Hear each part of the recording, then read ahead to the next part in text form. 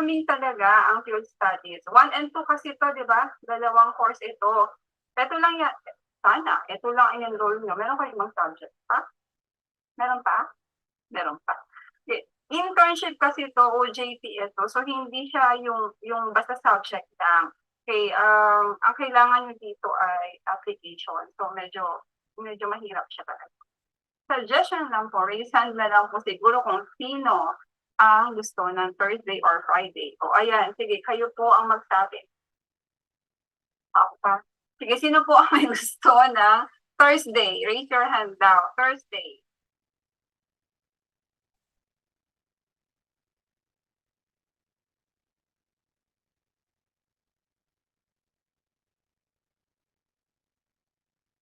Seven? Final na yan?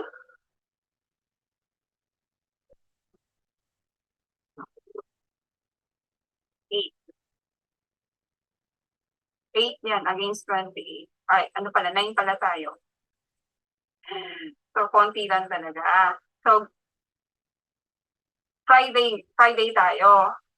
Final ba yun? O, yes or no lang tayo ha, 1 or 1-0, mga ganun na. Walang gitna o hindi pwedeng bahala na. Walang ganun. Okay, so yung mga hindi nagtaas ng kamay, ang intindi po namin doon ay Friday ang gusto nyo. Malinaw? Malinaw, sige, Friday.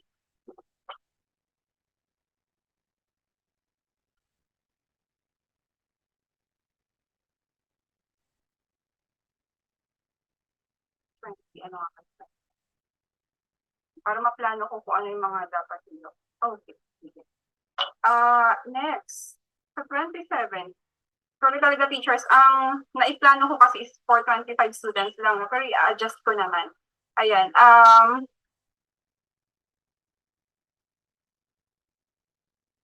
ilan ang kailangan nating teachers for grade level? Kasi you have to be divided into 3. Mahirap kasi sa beginning teacher na mag-multiple preparations kayo. So, halimbawa, grade 8 ka na-assign, yun lang yung tututukan mo from week 1 next week hanggang matapos yung term 1. Pero it doesn't mean na hindi ka rin matututo from grade 9 or grade 10. Kasi nga, as one group tayo, di ba? So, pwede rin kita ilagay as observer sa grade 9, sa grade 10, o kaya mag-proctor ka dun sa kapila, ayun, para makilala mo naman ng ibang mga bata. Kasi, in reality, sa practice teaching, although one cut ka lang, usually dalawa, kasi ang binibigay sa science teacher ay science subject, tapos research. Magaling ba kayo sa research? Hindi naman, pero kaya. Oo, yung iba kasi talagang nire-require na mag-handle ng research subject. Anyway, so kailangan maalam din kayong mag-handle ng iba't ibang grade level. So, pag grade 8 pala ganito yung usual na behavior nila. Ay, ang grade 10, ma'am, parang mas mature pa kaysa sa amin. Parang ganon. So, isa lang ang focus sa grade level, but you can also learn from other teachers. Yan. Kasi ganun yung approach ko dito, no? Halimbawa sa files natin, isang folder lang yon, shared folder, pero lahat may access. Ang rule lang, syempre, bawal ka mag-delete ng file basta-basta. Grade 9 teacher ka pala, bumisita ka lang dun sa grade 10 saglit tapos may nawalang files. Wala pa namang nangyaring ganon. Okay? So, ang files natin ay shared po sa lahat. So, mga 3 lessons lang i-prepare mo, pero dahil shared file yon, you can have all the lesson plans. Gawa ni ganito, gawa ni ganyan. So, pwede yun. May science research 12, science research 2 schedule po kami sa Thursday. Ayun, may conflict naman kasi pala sa schedule. Okay, sige po. Friday tayo. Final night. Yun. Ako bang mag-a-assign o kayo ang pipili? Sino ang gustong magkakasama sa sa isang grade level? Basically, ang physics, dahil 6 kayo, 2 mapupunta sa grade 8, 2 sa grade 9, 2 sa grade 10. Ang bio, please divide yourselves na into 3. Sasabihan niyo ako, yung listahan, kung sino-sino yung mga yon. Hanggang 4 lang tayo, teachers. So, yun lang yung kailangan ko talaga, yung list kung sino ang grade 8, grade 9, and grade 10 teachers. Tapos, continue natin to by tomorrow na. Yes, Santo Tomas? Good afternoon po, Prof. Bale, i-confirm ko lang po kung ilan pong students mula sa bio yung nasa listahan niyo po. Kasi po, nahati po yung section namin sa dalawang profs po eh. So, bale, 21 lang po yung supposedly nasa inyo po. Yes, teacher, yun yung kanina na 21 plus anim Okay sa po. physics, kaya 27. Okay po. Thank you po. May screenshot kayo ng present ni Ma'am Ronyo kanina?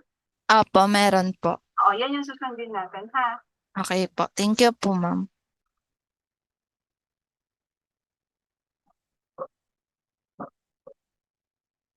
Oh, 27. So we need 9. 9 teachers per grade level. Pagdadalawa yung physics yun. So yung group na yun, physics group. Sino ang gusto mapunta sa 8, sa 9, tsaka sa 10? Baka gusto niyo pong gamitin yung chat box. Ayan, paki-type po dyan. Grade 8. Tapos copy-paste na lang matapos. Kasi wala pa yung GC. Kasi mas madali ito kung nasa GC tayo, di ba?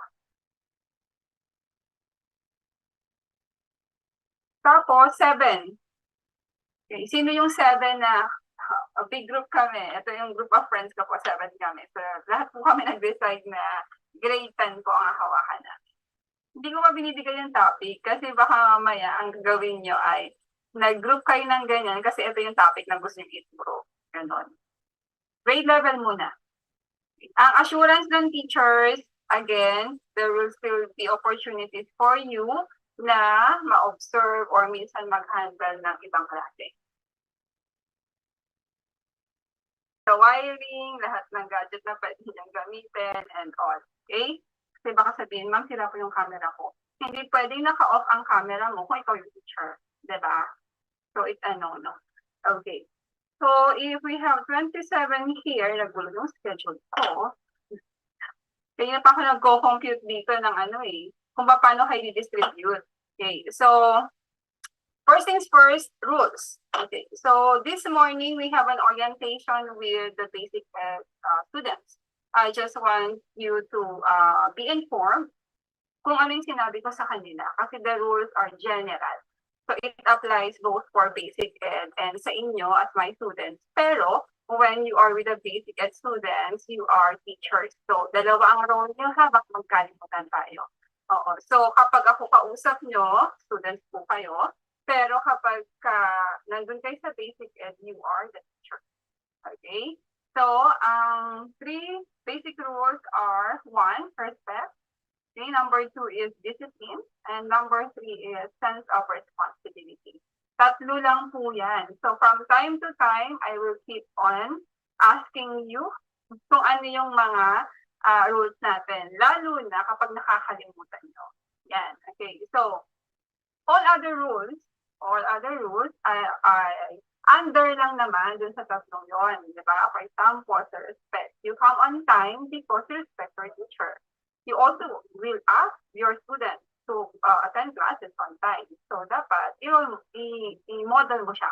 Diba? Kasi as a teacher, you're the role model. So, sabihin mo, pasok kayo, hawag kayo pala absent. Tapos, demo mo absent ka. Diba? So, dapat nakikita. So, respeto.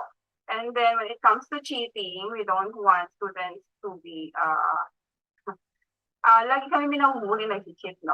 Hindi ko alam kung bakit mostly sa science and math. Okay. So anyway, we don't want that to happen. So kailangan makita yung pagiging honest. So again, imo-model din po yun. Okay, in your output, course requirements to be submitted to me. Sabihin na natin yung sinabi kanina ni Professor Bronyo. You will be accomplishing worksheets after watching some videos. Kasi hindi na natin kayang mag-program ulit tulad nung kanina. Okay, so, na-record ko na yung para sa assessment, you have to watch it and then answer some guide questions. So, yung iba, hindi pa nonoorin, pakopya ng sagot mo, ganyan. Yung mga ganong bagay, nakikita naman po kasi namin yon if you have similar answers, ganon. We've been in the teaching profession for long enough to realize and assess your output as a student. So, wag nyo nang ipilit. Wag nyo nang i-try gawin. Okay? Kasi nga, yun yung gusto nyo mangyari sa classroom nyo. So, gawin nyo rin. Okay? So, respeto. Okay? Other examples would be greetings, kahit yun man lang. Ako ang supervisor nyo, pero there are a lot of faculty naman sa ITL. Tapos hindi lang kami yon. From time to time, lagi tayo may visitors from university o kaya other universities. Ayan, kapag kasi may bisita sa university, lagi at lagi sa lab school papupuntahin. Okay, para sa kaalaman po ng lahat, ang ITL is not a separate institution. It is part of the university. Ito yung laboratory school. Ayan. So, lab school nga siya, di ba? So, ito yung start ng journey nyo as intern. Yan. So, mag-i-intern pa lang naman. So, wag matakot magkamali. Okay lang yan. Wag lang naman yung major, di ba? Pag sinabi natin major teachers, yung affected yung life ng estudyante natin. Pero kung meron ka lang misconception, ganyan, kaya nating ayusin yan. Okay? So, pag may problem, you have to inform me kaagad. Okay? Kapag naman nandun kayo mismo sa harap, isang beses lang kami nangyari. Parang merong ma'am, pa-help, hindi ko na po kaya. Parang ganon. Ganon yung tinginan. Masisense ko naman yon. Pero last year, sa 3 terms, wala naman ganon. So very confident sila teachers na to deal with the students on their own in handling them or in teaching science. Anyway, so that's for respect. Second rule is discipline. Yan. From time to time din po, just like other setup, hindi lagi nandun si teacher or hindi lagi nandun ako. Diba? So, you have to be responsible with your action. Yan. When we say discipline, that's doing the right thing, even if no one is around. It's your co-teacher. Yeah. Please do treat your classmates, pati yung batchmate nyo kasi magdalawa kayong major na magkasama under my supervision as co-teacher. Yan. So, co-teachers na kayo ha, co-teachers. So, discipline. Kung ano yung tama, yun po yung gawin. Even if most of yung mga kasama nyo ay hindi nyo ginagawa, alam mo naman yung dapat gawin, yun yung gawin. Okay? Discipline. Lagi at lagi ko yung sinasabi sa mga basic students. So, please to apply also in your internship. And lastly, hindi lang siya being responsible. I want to use the word sense. Okay, so sense of responsibility para pasok yung initiative. Ayan. Hindi yung gagawin mo lang kung sinabi sa'yo. Remember yung dun sa talk ni Dr. Kalamdam, di ba? Nandun lang sa introductory part yung ginawa mo because you are told to do so. Pero dun tayo dapat sa intermediate papuntang advanced.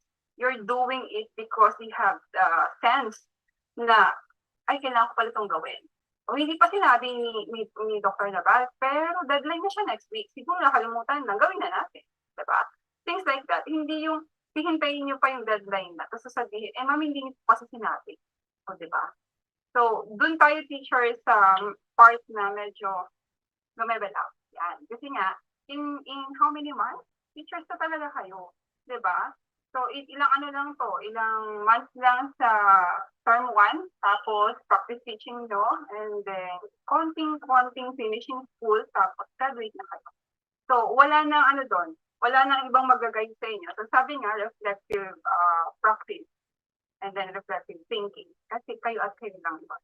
So, for now, andito kami to guide, pero the rest of it, ikaw na talaga yun. So, again, it's the 3 rules: respect, discipline, and sense of responsibility. Ayan ha, parehas na kayo ng basic ed. So, kapag nandun ako sa harap, minsan may ganun kasi teacher, no, kailangan pumunta ako sa harap kasi hindi na kaya ng FS teacher yung sobrang ingay ng mga bata. Ayan. So, be mindful lang kasi baka mamaya kayo yung matanong ng students, hindi siya masagot about our rules. Yun. About the grading system, madidiscuss ko naman siya dun sa video, sa recording. So, skip ko na yun. Part ng materials. Ito yung mga pinapadala ko sa students. Pero syempre, depende kung ano yung topic nyo, pwede naman kayo magpadala ng mga gamit. Ito lang yung basic requirements ni science. Scientific calculator, lab gown, notebook, and clear book. Okay, so yung scientific calculator at lab gown, siguro naman meron kayo nito. Diba? O hindi kayo pwede magpadala ng lab gown tapos kayo hindi nakasuot ng lab gown. Ayan. Ngayon pa lang ulit babalik talaga sa face-to-face ang ITS na 3 hours. So, mas marami na tayong time. Therefore, I am expecting to have more on hands-on activities, experiment kung kaya, and do scientific investigation. Kaya nagpapadala na ako ng laptop. Yung notebook nila ay may kulay, color-coded, because I have multiple preparations. Hawak kong 8, 9, 10. So mag-check tayo ng notebook labo-labo, di ba? Yun. So meron niyang kulay. Sabihin ko mamaya kung mag-agree na tayo dun sa hatian kung saan grade level din yung gusto mapunta. Bakit may clear book? The clear book is used for the compilation of the student's output.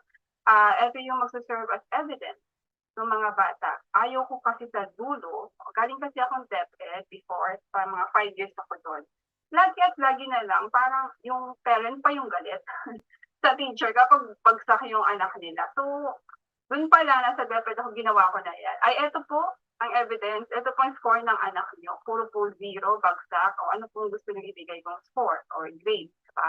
So, needed yung clear book na yon para from first to quarter, naka-intact lahat ng evidence na yon. So kapag nagreklamo ang parent or yung student, bakit 79 lang ang grade niya? So nandun lahat ng scores. And then let's recompute kung kailangan pang mag-recompute and then tapos ang usapan. Okay, so yan po ang 4 lang na hiningi ko sa mga bata. Again, kung meron kayong gustong idagdag, you will have the time next week. Next week agad, ma'am. Next week kayo po ay mag-handle na ng klase. Sabihin ko naman kung ano lang yung gagawin nyo. Hindi pa po kayo magtuturo sa Don't Worry. Okay? Natikat, alam nyo na yan. Nasabihan ko naman yung mga bata about preparing their materials na rin sa online teaching and learning para sa kanila sa inyo ay online teaching. So, mag-set up kayo ng space, yung background, yan. Actually, yung proper picture nyo dyan maganda. Diba? Hindi masakit sa mata kasi pare-pare. Devices, being punctual, nasabi ko na rin yan. Example dun sa ating rule number 1. This one. Okay, we will be having what do you call this? A Google Classroom. Ayan. Kasi nga may online pa rin naman tayo, di ba, na klase. Ako yung mag-asikaso nito, and then set up ko muna bago kayo i-add. So, kung saan lang kayong grade level naka-assign, dun lang kayo i-invite. Okay? So, yun lang yung i-manage nyo. You have to learn how to manage the Google Classroom kasi nga, hindi naman lahat, no? Pero kapag nandun na kayo sa field, ang ine-expect ng mga institutions na yon, be it in DepEd or private institutions, when you are a PNU graduate, kahit saan ka ilagay pwede. So, pag turuin ka online, alam mo, kung sa LMS ba yan, ganito, kaya mong gawin. Although hindi parehas, kasi others will use different platforms. Pero yung idea on how to manage it, dapat ano. Yun. So, yung iba nating rules at iba pang policies, okay, saka na kapag maayos na lahat. Kasi kapag ngayon ko binigay sa inyo yung drive, ang sasabihin nyo na naman is, nakaka-overwhelm ang first meet with Dr. Navar.